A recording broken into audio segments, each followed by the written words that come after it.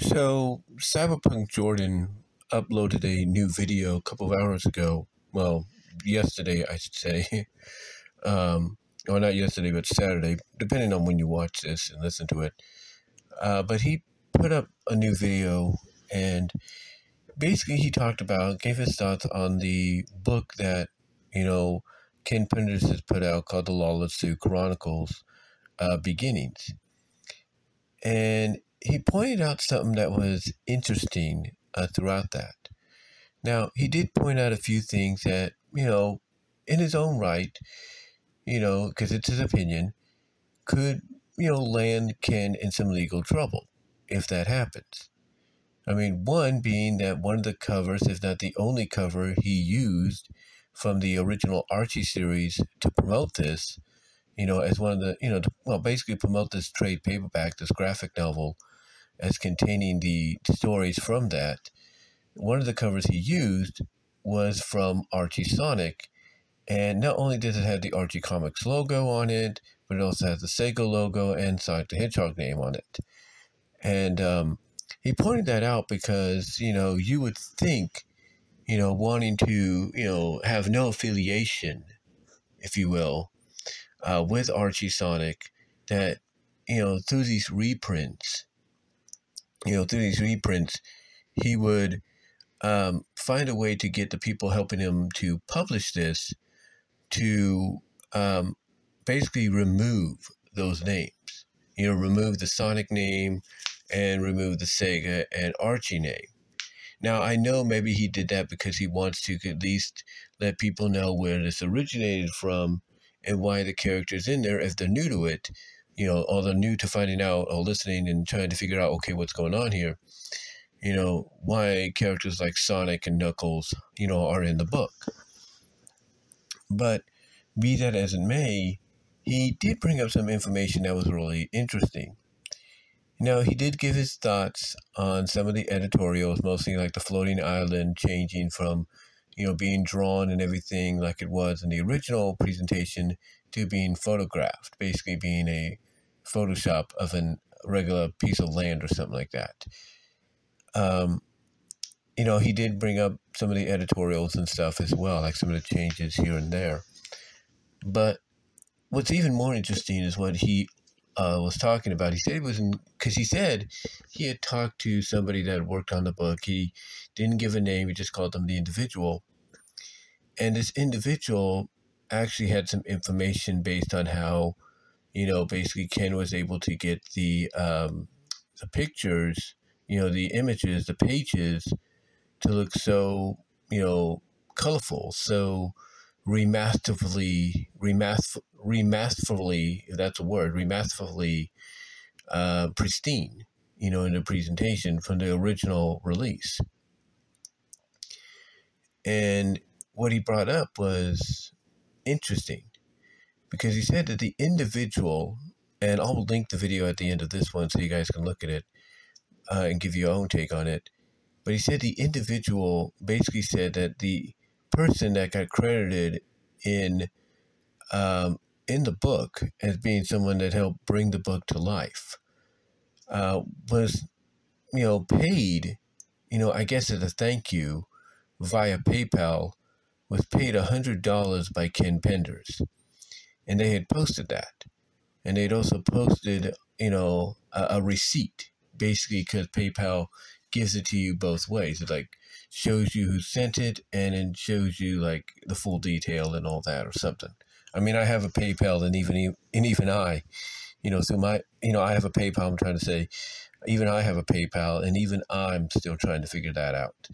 But still, it showed the full name and it was Ken Penders, or Kenneth Penders, if you will, that had sent this individual the $100 as I guess a bit of a thank you.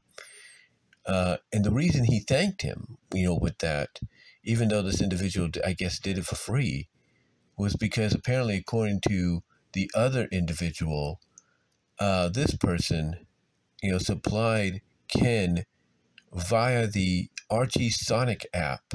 Because, yes, there was an Archie Sonic app, online one time via your phone or your tablet that you could use to access a lot of the Archie Sonic books, a lot of the Archie Sonic related books and everything. Purchase them, read them digitally, and place orders and stuff like that. Anyway, he brings up that this person, according to the individual that he talked to, that also worked on the book, or at least had some, I guess you could say, connection to the book. This individual told him that the person that Ken sent the $100 to via PayPal was using these scans obtained through the Archie Sonic app, of Mobius 25 years later, through another site called Tails Kick A. We'll put it that way, Tails Kick A. And I think everybody knows which one I'm talking about. And basically, Cyberpunk Jordan alluded that Tails Kick A is one of the more, I guess you could say, illegal sites and everything out there that allow you to obtain sonic media of any kind for nothing, if you will. That it's got all the comics from Archie Sonic. It's got all the comics from Archie Sonic Boom, Archie Sonic X, and I'm assuming Archie Knuckles, and even the Archie Princess Sally and Tails and Triple Threat and all that miniseries, as well as even Archie Sonic Universe. It has all of them, apparently. But that's not all it has. It also has, apparently, I guess, downloadable links for, episodes of Satayam, Underground Adventures X, I'm assuming. Maybe even IDW, I don't know. But, yeah, this is a site that basically takes comics from notable sites that you have to go and pay for on, and places them on their site to be obtained for free. Now, here's the thing. Tails Kick A is not the first site to really do this. We know that. There's several sites, but there's one from an adult perspective, an adult NFSW perspective called My Entai. I'm not going to say any more than that. My Entai Comics.com. And it basically supplies people with a lot of comics, that you would have to go to different places and purchase, like Subscribestar, like PAL Comics, Gumroad, you name it. You would have to go to, or Pixvy, or whatever it's called. You would have to go to these sites, and you'd have to go to these sites and do a monthly membership or individual purchase, buy these comics. So basically that's what. Sorry about that. I had a bit of a bloody nose there for a second. But anyway, like I said, that's what Tails Kick A is. It's one of those kind of sites, to where you would have to, where you would go to, I should say, and be able to read, if not download, these kind of comics and stuff for free that you would have to go and pay for. Like I said, at places like Subscribestar or, or Patreon or, or PAL Comics or wherever. You'd have to pay for them there, but a place like Entai Comics, or My Entai Comics, is just like Tails Kick A. Basically, you can get it for free. And the reason I bring this up is because, as Jordan pointed out, the person he talked to, the individual, from what they were able to find out, because I guess they worked closely on the project, the Lara-Su Chronicles project, or at least had some association with it. From what they've been able to figure out, essentially, is there's a good chance a good chance that the reason the Mobius 25 years later stories in the Lara-Su Chronicles beginnings are so remasterfully pristine in the presentation is because they were taken from Tails Kick A, who, in a sense, took them, from Archie, from the Archie Sonic app back when it was online. Now, one might say, well, how is that possible if you have to purchase an online subscription to read the books digitally on there, or purchase a subscription or buy individual books, digitally? How is that possible? Well, if people have the money, they can do it. People have the money, they can do it. And let's not also forget, people have scanners. And with scanners, they can scan individual pages and, place them on ROMs, and everything, or place them in files and ROM files, zip files, whatever you want to call them, and then upload them as such to sites like this. And some might say, well, if you purchase the comic, then, that's your right. You own that comic and do whatever you want with it. And that is true. But I think what Jordan was pointing out here when he brought it up, in my opinion, what he was pointing out is that, when Ken started to do this, when he started to work on this project anyway, that the comic itself was still in production. And even at that time, Archie Sonic was surprisingly still republishing some of his stories in the archive books, if not the archive digest books, for sale at bookstores, online, and grocery stores. They were republishing some of his stories, and some of those stories contained his characters. They contained his characters and everything. And, this is around the same time he was starting to work on the Lara-Su Chronicles.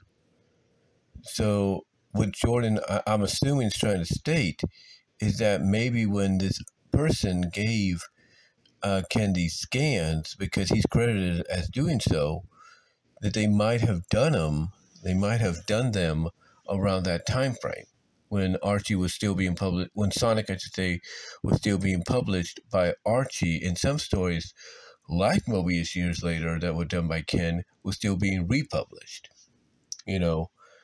That's what I'm assuming he's getting at.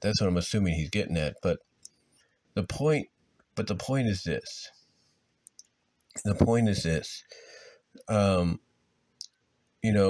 I see where Jordan's coming from. Like when this all began, essentially you're taking food, or you're taking money away from those that are basically, licensed at that time, in making money, from it. Essentially, as people put it plainly, you're essentially stealing. You're stealing something that you should be paying for instead of getting it for free. And again, this is all basically started at a time, from what I'm assuming he's alluding to, that being Cyberpunk Jordan, all started at a time when the comic was still under the Archie license. Now, does Jordan have a right to his opinion on some of this? Yes. And he even brought up that, at the end, that Ken wants to do the entire book. Basically republishing, reprinting, trade paperback, and all that of the entire Archie Sonic series, including Ian Flynn's work. Now, Cyber did bring up, some points that did bring up a point that this is one of those situations, and even with the Lara-Su Chronicles, to where he could face legal action. But then he also threw up a tweet, from a response from Sega themselves to Sonic Stadium, which was that recent interview I talked about, and I think I did a video on it, I should say. And basically he said, well, the way Sega approaches the freedom fighters right now, they may not even care. And he even brought up what Ken said about, hey, lawyers, costing money and everything, and Sega would not want to go through that, and using Disney as an example of, hey, just because we may not like somebody doing this with our character and da-da-da-da-da, we're not going to go through all the pains of this legal system. So yes, Jordan, like I said, he brought up some good points, again, his opinion, and even acknowledged that Ken could potentially face some legal trouble, but with Sega's response, in a recent interview, basically stating that, yeah, we don't really care about that, previous Sonic regime and everything, that according to Jordan, Penders has free reign to do this and do this without any problem. But again, he brought up some good points, because when you look at the characters, with exceptions of them being their future variants, that they're basically the same characters. They're essentially the same characters, just with some added clothing to them. Like Knuckles is still Knuckles, Sonic is still Sonic, Sally is still Sally, and so on. So he does bring up a good point there, and it could get Ken in a lot of legal trouble. But he also stated, as I mentioned, that Sega pretty much right now basically kind of wants to wash their hands of this. Like they acknowledge, hey, we know, Archie Sonic existed. We know Satam exists. We know this version and variation of Sonic exists, and this one too. But they're more focused on what they want to do with IDW, and how IDW can benefit them. I mean, this is why, when you think about it, IDW, as I said before, has been, and others have kind of echoed my sentiments, has been very stagnant. Like, you got good storylines going on here and there, but mostly they've been very stagnant. And this is also why you can kind of assume why certain stories have been delayed, by a month, a few weeks, a couple of months. It's mainly because Sega is calling the shots, and there might be things they see in these stories like, yeah, that's not what we want, change that or something. And it might be financial trouble too for IDW as well. So that kind of like, it might be waning on that might be something waiting on the minds of, let's say, Ian Flynn and his team that work on the comic, because they don't know what, when, Sega might say, hey, look, we got to pull the plug. And that's it. They don't know. Or they don't know if IDW would say, hey, Sega, we can't do this anymore financially, pull the plug. They don't know. But whatever the situation is, Sega is more focused on the IDW version right now and calling the shots there than the Archie version and the Satam version. Which is why Jordan even said, hey, we're in a situation now to where, hey, you want free reign to do what you want? If Penders can do this, what's stopping us? And he's brought up some good examples. He's brought up Archie Sonic Forever. I mean, he brought that up because the person that had supplied Ken with the screenshots, or not the screenshots, but the scans and everything, tried promoting, what they were doing on Archie Sonic Forever's Discord, and then got banned. But anyway, he brought that up. And he's even alluded to the fact that he wants to talk about all these other fan interpretations, because, again, if we're in a situation to where Ken Penders, by some legal loophole, crazy legal loophole, can be able to get away with this, be able to do all this, including republish in graphic novel, trade paperback form, the entire Archie series, which includes Ian's work as well, then, what's stopping us? I mean, when you really think about it, he's got a point. I mean, look at Archie Sonic Online. They have pretty much picked up where the original story ended before, the whole series got rebooted. Their main comic, is a continuation of what would have been, had the original comic, not got rebooted. And they're even giving the spotlight to some of the canceled stories of the rebooted continuity as well, including even signaling out and individualizing certain stories like Endangered Species as their own thing. you know, as well as picking up on stories that would have been Sonic Universe stories, like, you know, Bunny's journey back home to the Freedom Fighters, you know? So yeah, you know, you got things like Archie Sonic Online, you got Archie Sonic Forever, you got the Mobius comics. I mean, you've got a lot of fan interpretations of the original series, and Sega has yet to bat an eye. Sega of America, Sega of Japan, Sega overall has yet to bat an eye. So I see where he's coming from with that.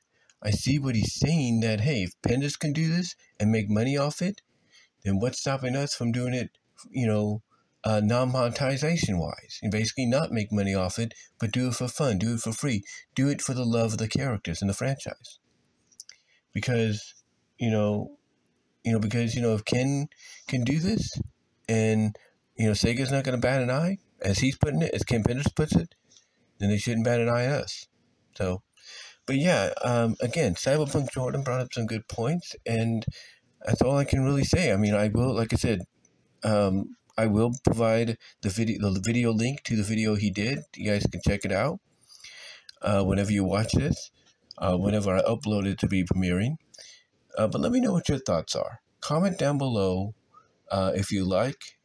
Click on my, go into the description, click on the link to my Teespring store. It'd be greatly appreciated if you can help me out there. Also, there are links to the other places where you can find my content. Also, guys, like the video and subscribe to the channel. But let me know what your thoughts are. I'd love to hear each and every one of your thoughts on this. Do you think Cyber's got a point? Or do you think maybe Ken might be biting off a little bit more than he can chew, and maybe Sega's just waiting to pounce when he least expects it? Let me know. And until then, I am out.